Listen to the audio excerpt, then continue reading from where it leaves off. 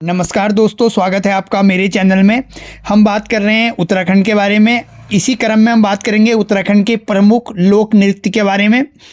क्या जो भी उत्तराखंड में जो लोक नृत्य हैं वो क्या है, उनकी अपनी क्या एक परंपरा है, क्या कब वो कौन से लोक नृत्य किस चीज़ पे गाए जाते हैं, क्या होता है, थोड़ा सा इनको समझने की कोशिश करते हैं। तो जानते हैं कि लोक नृत्य होता क्या है। गायन, वादन एवं नृत्य के सुसंगत समावेश को संगीत कहा जाता है। मधुर ध्वनियों या स्वरों का विशिष्ट नियमों के अनुसार लयबद्ध होकर प्रस्फुटित होना संगीत है। यह सर्वविदित है कि संसार के समस्त जीवों में मानव ही एकमात्र विचारशील व सर्वाधिक संवेदनशील प्राणी है। वह अपने जीवन में घटने वाली घटनाओं तथा पर्यावरण को अनुभव करता है। इस प्रक्रिया में उसे कई बार तीव्र हर्ष, निराशा, प्रसन्नता, उत्साह, दुख, क्रोध, घृणा आदि के भावों का अनुभव होता है। प्राय मानव इन तीव्र आवेगों को संगीत के माध्यम से व्यक्त करता है। अतः सरल शब्दों में कहा जा सकता है कि संगीत मानवीय संवेदना को व्यक्त करने का एक रचनात्मक साधन है। संगीत का मानव के साथ संबंध मानव की उत्पत्ति काल से है। प्रत्येक समाज का संगीत उस समाज के इतिहास, भूगोल, धर्म व संस्कृति से जुड़ा हुआ होता है। यदि उत्तराखंड के परिप्रेक्ष्य में चर्चा की जाए तो यहाँ के निवासी संगीत प्रिय माने जाते हैं। यहाँ के लोग जीवन में संगीत रचा बसा है। यह संगीत नृत्य तथा गीतों की विभिन्न शैलियों के रूप में प्रफुल्लित हुआ है। इस अध्याय में हम उत्तराखंड के प्रमुख लोक नृत्यों को देखेंगे। श्री शिवानंद नौटियाल तथा अन्य विद्वानों द्वारा राज्य में प्रचलित विभिन्न नृत्यों का यहाँ पर हम अपनी वीडियो में देखेंगे। तो शुरू करते हैं कि लोक नृत्य जो है उसमें धार्मिक लोक नृत्य क्या है। उत्तराखंड को देवभूमि यूं ही नहीं कहा जाता। यहाँ के कण कण में देवी देवताओं का निवास है। यहाँ के लोग भी अध्यात्म में डूबे हुए रहते हैं। उनकी संपूर्ण भारत में मान्य देवी देवताओं के अतिरिक्त स्थानीय लोक देवताओं में भी पूर्ण आस्था है। इन देवी देवताओं का समय समय पर पूजन तथा आह्वान किया जाता है। उनकी स्तुति व विभिन्न नृत्यों का आयोजन किया जाता है। जब कोई देवी देवता अवतरित होते हैं तो विशिष्ट शैली में नृत्य करता है। इन नृत्यों को धार्मिक नृत्य कहा जाता है। नागरजा, निरंकार, नरसिंह, भैरव, नंदा, उफराई देवी, हीत, मेमेंदा, हनुमान, घंटाकर्ण, लाटू, गोरिल, रघुनाथ आदि देवी देवताओं को उत्तराखंड में बहुत मान्यता प्राप्त है और इनके उसमें धार्मिक नृत्य किए जाते हैं। अब बात करते हैं बाजूबंद नृत्य गीत। बाजूबंद तथा न्योली एक ही प्रकार के नृत्य गीत हैं। बाजूबंद गढ़वाल क्षेत्र में तथा न्योली कुमाऊं क्षेत्र में अधिक प्रसिद्ध नृत्य गीत है। बाजूबंद घसेरी यानी कि घास काटने वाली महिलाएं तथा ग्वेरी यानी कि गाय चराने वाली महिलाएं के नृत्य गीत है। यह संवाद प्रधान गीत है जो समूह में नहीं गाए जाते हैं। बाजूबंद तथा न्योली दोनों ही 1.5 चरण के मुक्तक हैं, जिनमें पहली पंक्ति का दूसरे पंक्ति से कोई संबंध नहीं होता है। यह तुकांत नृत्य गीत है। प्रथम पंक्ति का उपयोग दूसरी पंक्ति से तुक मिलाने के लिए किया जाता है। इन नृत्य गीतों में प्रेम तथा विरह से संबंधित गीतों की प्रधानता रहती है। इन नृत्य गीतों को प्रेमी द्वारा बुरांस, बांज, काफल, देवदार आदि के पेड़ों के नीचे बैठकर गाया जाता है। झोड़ा नृत्य कुमाऊं क्षेत्र में यह बसंत ऋतु के आगमन तथा होली के बाद किया जाने वाला स्त्री पुरुषों का श्रृंगार नृत्य है। इस नृत्य में मुख्य गायक वृत्त के मध्य में हुड़की बजाता हुआ नृत्य करता है। इस नृत्य में पुरुष साधारणतः चूड़ीदार पैजामा या सफ़ेद कुर्ते पर काली वास्केट और कमर पर रंगीन रुमाल पहनकर सिर पर रंगीन चादर लपेटे रहते हैं। इस नृत्य में आयु का बंधन नहीं होता है। प्रेम प्रधान गीत इस नृत्य की प्रमुख विधा है। झोड़ा नृत्य के दौरान गाए जाने वाले गीतों को झोड़ा गीत कहा जाता है। अगला है नट नटी नृत्य गीत। श्री शिवानंद नौटियाल महोदय लिखते हैं कि हास्य रस इसका मुख्य विषय तथा कथनांक ग्रामीण जीवन से संबंधित है। प्राय बद्दी तथा मिरासी जाति के लोग ही इस नृत्य को करते हैं। ऐसे नृत्यों का आयोजन इनके द्वारा कहीं भी और कभी भी हो जाता है। जब पेशेवर नर्तक अपने कई प्रकार के नृत्यों को प्रस्तुत करते हैं तो उसी बीच वे हास्यपूर्ण मनोरंजन करने के लिए नट नटी गीत का प्रयोग प्रस्तुत कर देते हैं। चौफला नृत्य या चंफुली नृत्य। चौ का अर्थ होता है चारों ओर तथा फूला का अर्थ होता है प्रसन्न होना। ऐसी मान्यता है कि इस नृत्य को माँ पार्वती ने भगवान शिव को प्रसन्न करने के लिए गढ़वाल की एक पर्वत श्रृंखला पर चौरी चौपाल बनाकर अपनी सहेलियों के साथ किया था और इस नृत्य से उस चौरी के चारों ओर फूल खिल गए थे। भगवान शिव माँ पार्वती से प्रसन्न हुए और उन्होंने माँ पार्वती से विवाह किया था। इसी प्रसंग से चौफुला नृत्य प्रसिद्ध हो गया। गढ़वाल क्षेत्र में यह नृत्य स्त्री पुरुष द्वारा एक साथ अलग अलग टोली बनाकर किया जाता है। यह एक नृत्य एक श्रृंगार नृत्य है। इसमें किसी वाद्य यंत्र का प्रयोग नहीं किया जाता है, अपितु हाथों की ताली, पैरों की थाप, झांझ की झनकार, कंगन की पाजेब तथा अन्य आभूषणों की ध्वनियाँ इस नृत्य के दौरान मादकता प्रदान करती हैं। चौफला की तुलना गुजरात के गरबा नृत्य से की जा सकती है। थड़िया नृत्य की भांति यह भी खुले मैदान में किया जाता है, किंतु इसमें महिलाओं के साथ साथ पुरुष भी भाग ले सकते हैं। डॉक्टर शिवानंद नौटियाल लिखते हैं कि इसकी शैलियों की परंपरा बहुत बड़ी है। एक शैली का नाम खड़ा चौफला है और द्रुत गति से अत्यंत मोहक है। ठुमकों के साथ किया जाने वाला एक गति में जो नृत्य चलता है वह खड़ा चौफला कहलाता है। चौफला की एक और नृत्य शैली का नाम लालुड़ी है, चौफला है। लालुड़ी में नर्तक और नर्तकियां गोल घेरे में दो दल बना लेते हैं। गीत मध्य में लय में चलता रहता है। झुमेलो नृत्य, यह नृत्य बसंत पंचमी से आरंभ होकर विश्वत संक्रांति तक आयोजित किया जाता है। इस नृत्य के नाम से ही स्पष्ट है कि यह प्रसन्नता से झूमने के भाव से ओतप्रोत है। यह नृत्य विवाहित कन्याओं द्वारा अपने मायके आने की प्रसन्नता में झूम झूम कर किया जाता है। कहा जा सकता है कि झुमेलों की भावना मायके के अगाध प्रेम की परिचारक है। इन गीतों के माध्यम से नारी मन से अपने मायके के प्रति प्रेम के भाव प्रकट होते हैं। यह नृत्य किशोरियों द्वारा गोल परिधि में कंधों में हाथ डालकर तथा थोड़ा झुककर कदमों को आगे पीछे करके किया जाता है। झुमेलो नृत्य के दौरान गाए जाने वाले गीतों को झुमेलो गीत कहा जाता है। इन गीतों के प्रत्येक पद के अंत में झुमेलो शब्द की पुनरावृत्ति होती है। थड़ीमा या थड़िया नृत्य, यह नृत्य गढ़वाल क्षेत्र में लास्य शैली के सबसे सुंदर नृत्य गीतों में एक है। यह भोटिया जाति के नृत्य हैं जिसे बसंत पंचमी से झैंता या विश्वत संक्रांति बिखौत तक किया जा सकता है। गांव की स्त्रियां तथा मायके आई हुई विवाहित लड़कियां घर के थौड़ यानी कि आंगन या चौक में इस नृत्य को बहुत ही उत्साहपूर्वक करती हैं। इस नृत्य के दौरान गाए जाने वाले गीतों को थड़िया गीत कहा जाता है। छोलिया नृत्य, यह नृत्य कुमाऊं क्षेत्र का सबसे प्रसिद्ध नृत्य है। यह गढ़वाल क्षेत्र के सरों तथा पोणा नृत्य की भांति है। इस नृत्य का मुख्यतः विवाह, धार्मिक आयोजनों तथा कृषि कुंभ मेले में ढोल तथा तलवार के साथ किया जाता है। यह नृत्य नागराजा, नरसिंह तथा पांडवों की लीलाओं पर आधारित होता है। छोलिया नृत्य कुमाऊं की सौका जनजाति में काफ़ी प्रचलित रहा है। वर्तमान समय में इसका प्रचलन बढ़ रहा है। लोग विभिन्न शुभ अवसरों पर इस नृत्य का आयोजन कर रहे हैं। यह नृत्य स्थानीय कलाकारों के लिए रोजगार का साधन भी बनता जा रहा है। मयूर नृत्य, वास्तव में यह घसियारी महिलाओं के नृत्य गीत हैं। पहाड़ की महिलाओं का जीवन अत्यंत परिश्रम भरा होता है। उन्हें घर तथा कृषि संबंधी कार्यों के अतिरिक्त वनों से लकड़ी तथा घास लानी पड़ती है।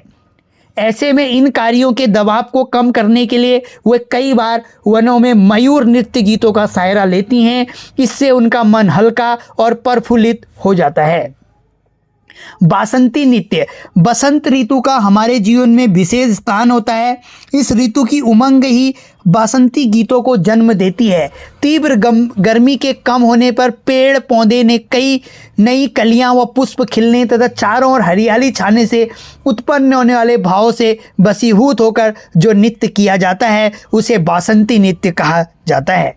भड़ों या पावड़ा नृत्य, वीर गाथाओं के लिए स्थानीय बोली में भड़ो शब्द का प्रयोग होता है। यह शब्द संभवतः भड़ वीर का विकृत रूप है। राज्य में अनेक वीर पुरुषों की वीर गाथाएं आज भी बड़े उत्साह के साथ गाई जाती हैं। उत्तराखंड के भड़ो नृत्य में ऐतिहासिक और अनैतिहासिक वीर गाथाओं की कथाएं प्रस्तुत की जाती हैं। पावड़ा नृत्य के दौरान गाए जाने वाले गीतों को पावड़ा गीत कहा जाता है। पांडव नृत्य, पांडव का उत्तराखंड से गहरा संबंध है। महाभारत से ज्ञात होता है कि पांडवों ने अपने वनवास का अधिकांश काल इस भूमि में ही व्यतीत किया था। उत्तराखंड में विभिन्न स्नान गाथाएं, घटनाएं, त्योहार, उत्सव, नृत्य, गीत आदि पांडवों के जीवन प्रसंगों से जुड़े हैं। गढ़वाल का लोकप्रिय पांडव नृत्य भी इसका एक प्रमुख उदाहरण है। यह नृत्य पांडवों के जीवन प्रसंगों पर आधारित है। यह नृत्य मुख्यतः नवरात्रि में 9 दिन तक खुले मैदान में किया जाता है। इस नृत्य में विभिन्न प्रसंगों के 20 लोक नाट्य होते हैं। इन वार्ताओं के गायन और नृत्य में ढोल के 32 तालों, सैकड़ों स्वर लिपियां आदि का प्रयोग किया जाता है। हारुल नृत्य पांडवों का उत्तराखंड से गहरा संबंध रहा है। वह महाभारत से ज्ञात होता है कि पांडवों ने अपने वनवास का अधिकांश काल इस भूमि में ही व्यतीत किया था।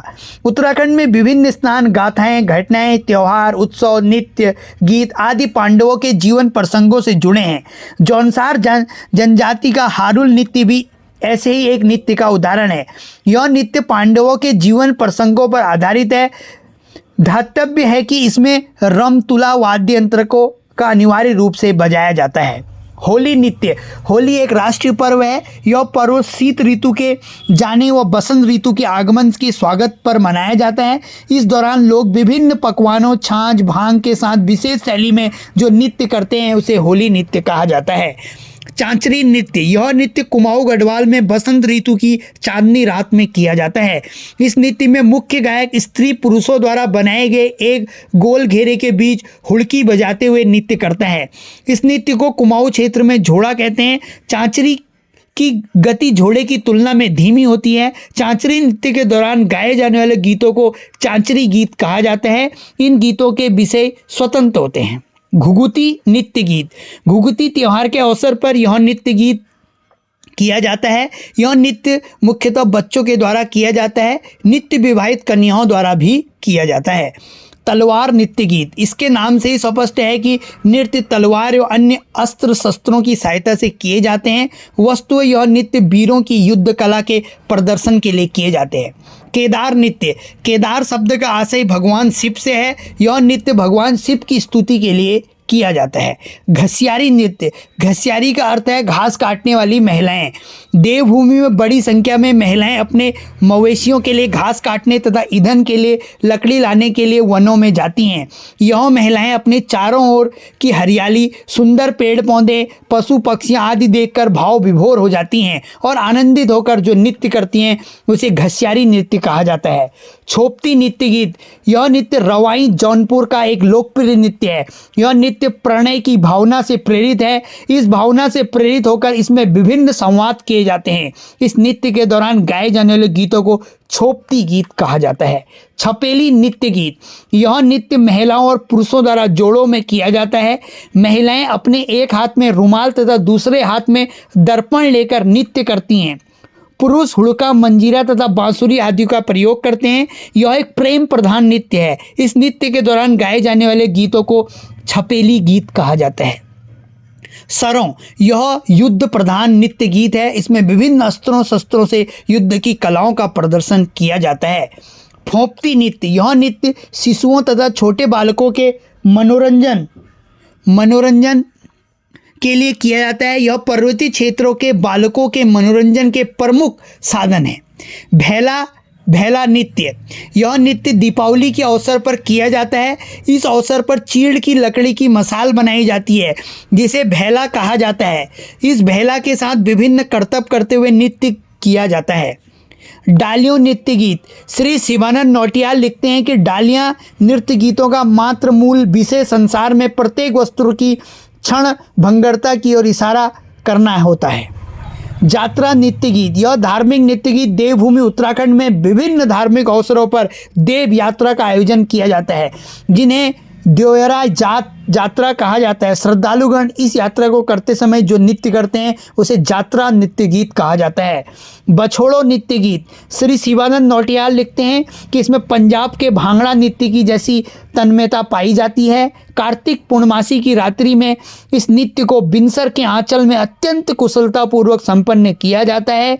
बछड़ो नृत्य गीत मस्ती और उन्मत्त स्वच्छंदता का घोतक है। जहाँ कहीं भी वातावरण में उन्मुखता दिखाई दी, स्वच्छंद नर्तक मिले नहीं कि नृत्य गीत शुरू हो जाता है। कभी भी हास्य प्रधान गीत नृत्य के साथ गाए जाते हैं, तो कभी किसी सुंदरी का सौंदर्य वर्णन बौछड़ों नृत्य का प्रिय विषय बन जाता है।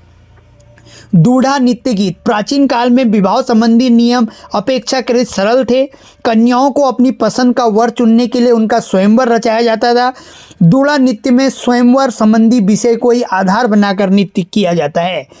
तांदी नृत्य गीत यह गढ़वाल का एक लोकप्रिय नृत्य है। इस नृत्य को विभिन्न शुभ अवसरों तथा विशेषकर माघ माह में उत्तरकाशी तथा जौनपुर में किया जाता है। यह नृत्य गीत तत्कालीन घटनाओं, धार्मिक भावनाओं, प्रसिद्ध व्यक्तियों पर आधारित होते हैं, अतः इनकी प्रकृति स्वतंत्र होती है। लामड़ नृत्य गीत यह प्रेम प्रधान नृत्य गीत है। यह गीत मुख्यतः प्रेमी प्रेमिकाओं के मध्य होने वाले संवाद तथा भावनाओं की अभिव्यक्ति है।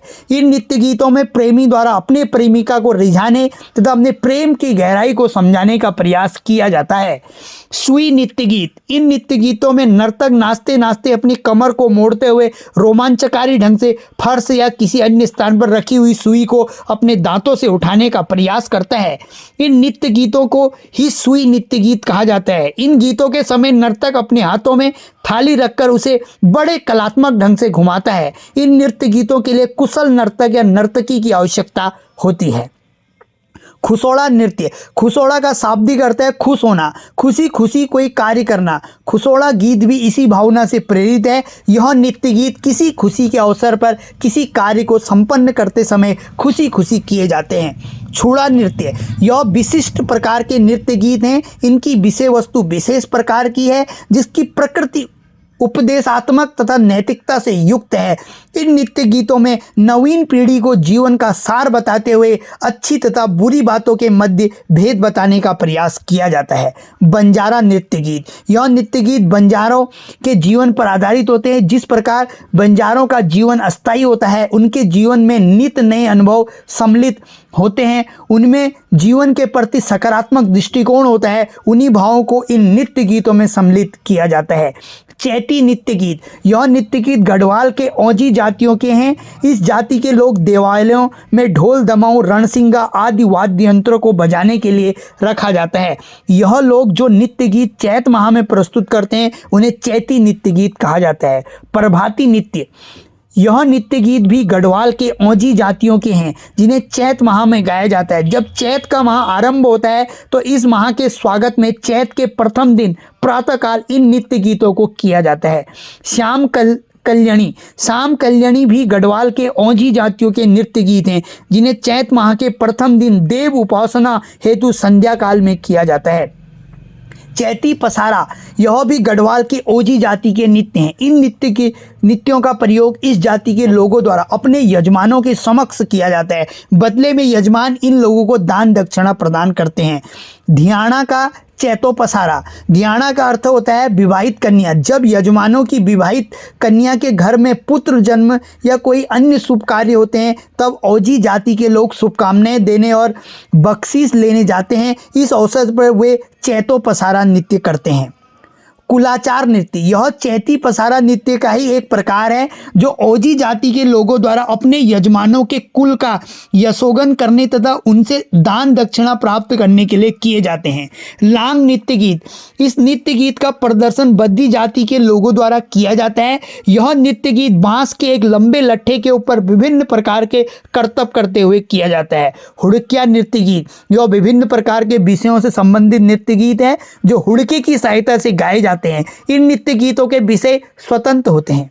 शिव पार्वती नृत्य गीत यह नृत्य गीत भी बद्दियों द्वारा किए जाते हैं। इनके नाम से ही स्पष्ट है कि नृत्य गीत भगवान शिव एवं माता पार्वती के जीवन से संबंधित है। सांपू नृत्य गढ़वाल में भगवान कृष्ण नागराजा, नागरजा, नाग या नेगेलों के रूप में बहुत लोकप्रिय हैं।